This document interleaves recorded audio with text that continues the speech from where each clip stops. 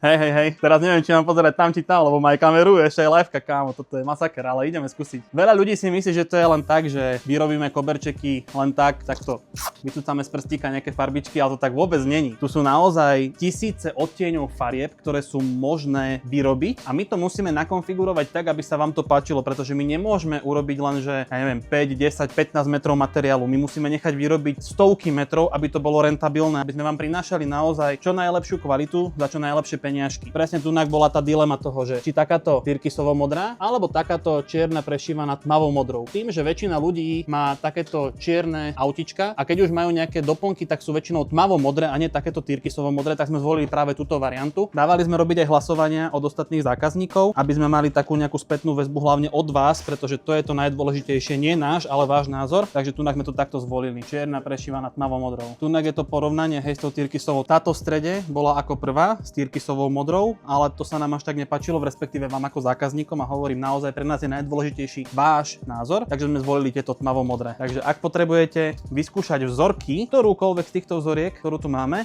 ich pripravené priamo na odoslanie. Väčšinou do toho týždňa, v tom týždni, keď si ich objednáte, tak ich viete mať u vás. Takže mi kľudne zavolajte alebo si klikajte na naše webové stránky, viete si ich tam alebo budete si ich tam onedlho vedieť objednať aj sami.